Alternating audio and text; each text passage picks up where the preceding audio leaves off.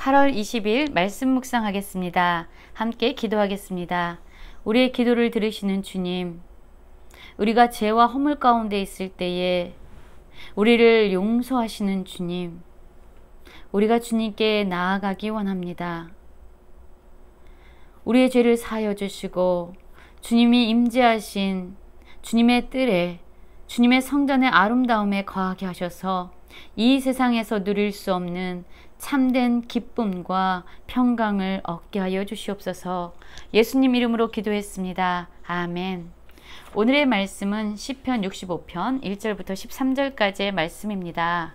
말씀을 함께 살펴보시기 전에 개인적으로 말씀을 꼭 읽으시고 묵상하는 시간 가지시기 바랍니다. 65편 1절입니다.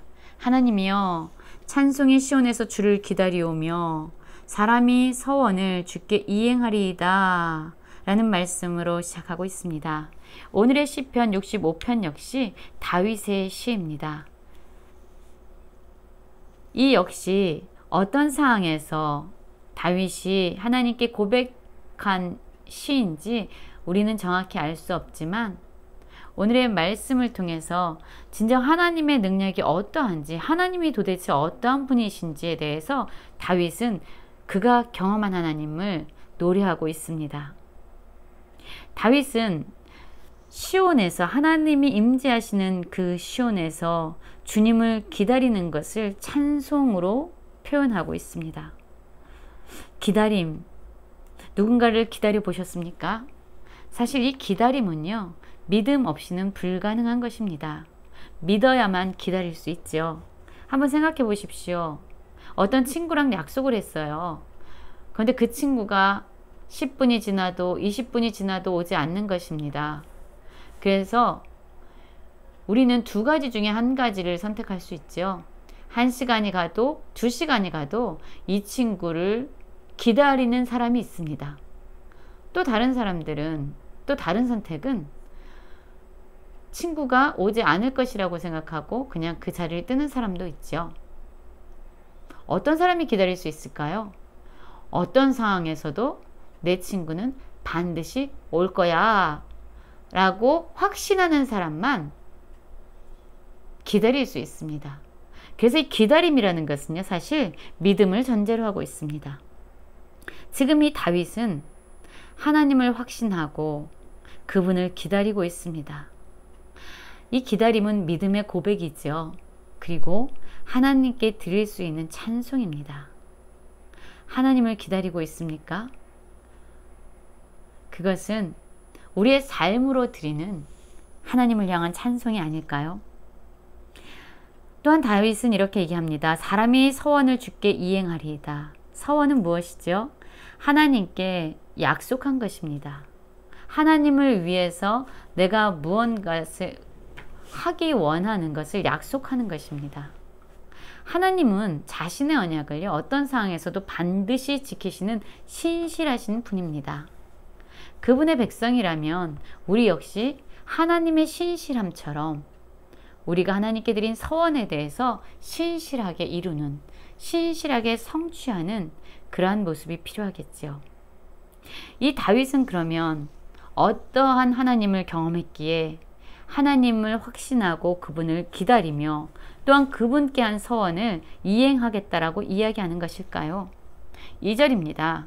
기도를 들으시는 주여 라고 말하고 있습니다. 또한 우리의 허물을 주께서 사하시리이다 라고 말하고 있죠. 그렇습니다.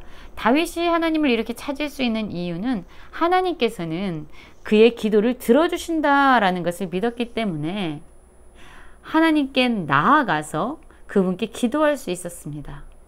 또한 다윗은 하나님은 우리의 죄와 허물을 사하시는 분이다 라는 것을 믿었기 때문에 비록 그가 죄에 압도당해서 죄를 짓고 허물 가운데 쌓여 있었지만 그럼에도 불구하고 하나님께 나아가 구속함을 위해서, 죄의 용서를 위해서 하나님께 기도할 수 있었던 것이죠. 그렇습니다. 하나님이 우리의 기도를 들으실 뿐만 아니라 우리가 어떠한 죄를 지어도 하나님께 돌이켜 회개하면 하나님은 용서해 주시는 분이야, 우리를 불쌍히 여기시는 분이야 라고 믿는다면 우리는 그분께 나아가 기도할 수 있고 그분께 회개할 수 있는 것입니다. 이러한 회개를 통해서 하나님께서 우리의 죄를 사하시면 그 죄로 말미암아 막혀있던 하나님과의 깨어진 관계가 다시 회복되는 것이죠. 그래서 하나님께서 우리의 죄를 용서하시면 우리는 이제 하나님께 가까이 나아갈 수 있게 됩니다. 그래서 하나님이 임재하시는 주님의 뜰에서 살게 됩니다. 어떤 이야기입니까? 하나님이 임재하시는 그곳에서 하나님과 친밀한 교제, 하나님과 친밀한 관계를 누릴 수 있게 된다는 거예요. 이런 사람은 어떤 사람입니까? 참으로 복된 사람입니다. 이 세상에서 어느 것으로도 채울 수 없는 우리 영혼에 허기진 부분이 있습니다. 그 부분은 오직 하나님으로만 채워지는 부분입니다. 죄악으로 말미암아 하나님과의 깨어졌던 그 관계가 하나님이 우리의 죄를 용서하심으로 말미암아 다시금 회복되어져서 하나님과 친밀한 교제를 누릴 수 있다면 우리의 영혼은 진정 참된 만족함 가운데서 행복을 누릴 수 있습니다. 다윗이 경험한 하나님에 대해서 이제 5절부터 좀 더 구체적으로 말씀하고 있습니다. 우리 구원의 하나님이여 라고 말하고 있습니다. 하나님은 구원의 하나님이셨습니다. 또한 땅의 모든 끝과 먼 바다에 있는 자가 의지할 주께서 의를 따라 어미하신 일로 우리에게 응답하리이다. 하나님은 어떤 하나님입니까? 그분을 의지하는 사람들에게 응답하시는 하나님이라고 고백하고 있습니다. 또한 하나님은 어떤 하나님입니까? 6절입니다. 주는 주의 힘으로 산을 세우시며 권능으로 띠를 띠시며 바다의 설렘과 물결의 흔들림과 만민의 소요까지 진정하시나이다. 모든 것을 창조하신 분입니다. 그래서 땅끝에 사는 자가 주의 징조를 두려워하는 모든 천하 만물로부터 진정 참된 경배와 경외를 받으시기에 합당한 분이 바로 하나님이십니다. 그뿐만 아니죠. 주께서 아침이 되는 것과 저녁 되는 것을 즐거워하게 하시며 땅을 돌보사 물을 대어 심히 윤택하게 하시며 하나님의 강에 물이 가득하게 하시고 이같이 땅을 예비하신 후에 그들에게 곡식을 주시나이다. 하나님은요, 모든 것을 창조하실 뿐만 아니라 모든 것을 운행하시고 모든 것을 다스리시는 분입니다. 물을 주시는 분도, 강에 물을 가득 채우시는 분도, 또한 곡식을 주시는 분도, 밭고랑에 물을 넉넉히 대시는 분도, 또한 담비로 부드럽게 하시는 분도, 그 싹에 복을 주시는 분도, 우리의 공급을 풍성하게 하시는 분 역시 하나님이시다라고 말씀하고 있습니다. 하나님 안에서만 진정 풍요로움을 느낄 수 있게 되는 것이죠. 주의 은택으로 한 해를 관씌우시니 주의 길에는 기름방울이 떨어지며 들의 초장에도 떨어지니 작은 산들이 기쁨으로 띠를 띄었나이다. 초장은 양떼로 옷 입었고 골짜기는 곡식으로 덮였으며 그들이 다 즐거이 외치고 또 노래하리이다. 그렇습니다.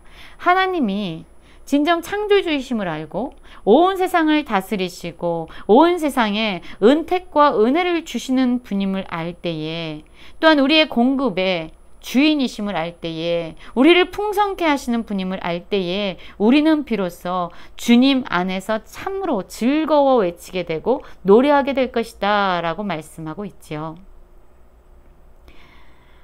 어떤 하나님을 경험하고 계십니까? 진정 우리는 우리의 기도를 들으시며 우리의 죄를 사하시고 우리를 가까이 하셔서 참된 복을 주시고 만족함을 주시기 원하신 하나님을 경험하고 있습니까? 또한 온 세상을 창조하시고 다스리시고 이 세상을 풍성하게 채워가시는, 우리의 인생을 만족하도록 풍성한 것으로 공급해 주시는 하나님을 경험하고 있습니까? 하나님을 경험함으로 그분을 즐거이 외치고 찬양하며 노래하며 주를 기다리는 모든 성도님들 되시길 간절히 기도합니다.